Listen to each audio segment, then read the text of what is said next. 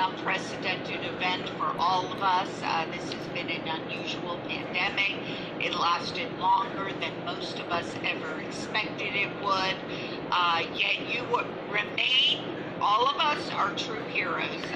Your commitment to staying with healthcare, sticking with it, being committed to it in very unusual times, and we applaud all of you for that. MedPro remains committed to each of you. We are committed to your process, to getting you here to the United States as soon as possible.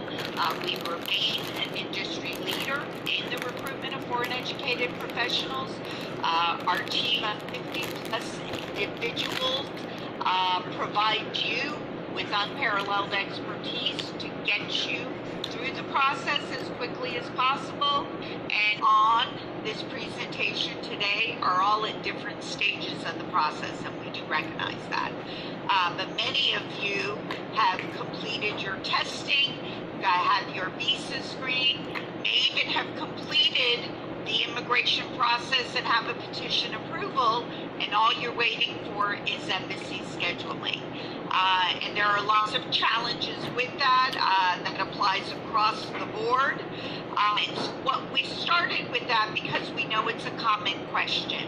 And so I wanted to start by telling you here's where we're at with that. A lot of our time, including myself, I not only am Executive Vice President for MedPro International, but I serve as the president of AAIHR, which is the only trade association today that really advocates for recruitment and deployment of foreign educated professionals. So where are we today, and what are our advocacy efforts? On a daily basis as a team, we are working with the Department of State, Consular Processing, various U.S. organizations, state associations, the U.S. Chamber, and state-specific senators to work through this issue and get visa appointments granted. I will tell you, across the board, there is a lot of understanding for the need to get this fixed. There is a need in the United States like I've never seen before for healthcare professionals, and so there's a lot of support to take care of it. We did see, and we have seen some responses in the last few weeks in regards to this. So recently we saw that the Department of State did add a provision where we could ask for an expedite appointment for immigrant visas if the healthcare worker would be working in a pandemic environment. So that was a step forward.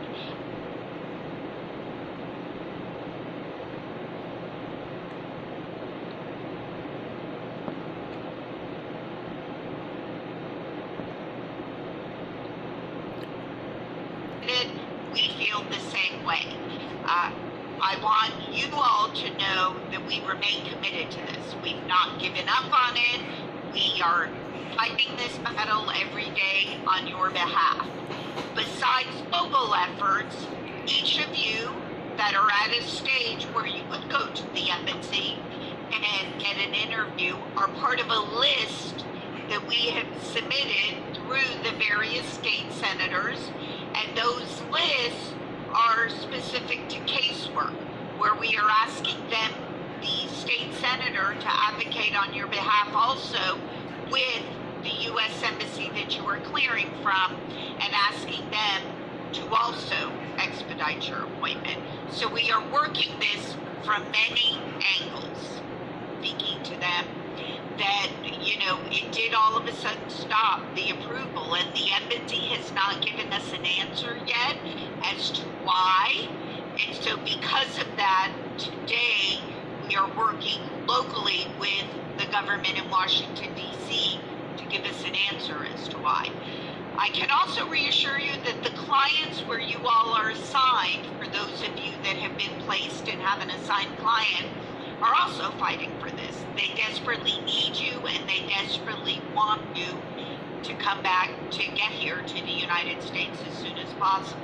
So they are also advocating for this. Not sure if there would be a retrogression. There is some conflicting information. However, what we do know is there are plenty of visas available.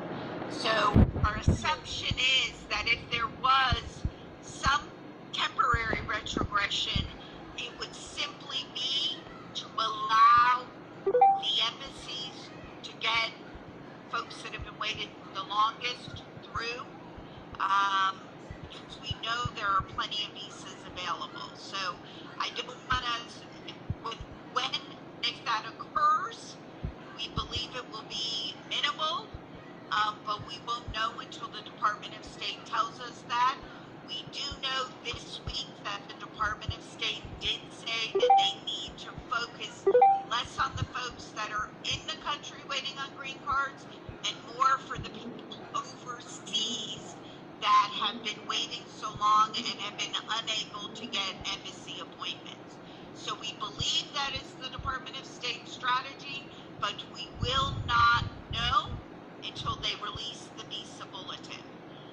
So I don't want us to get concerned about that until we have relevant information from the Department of State.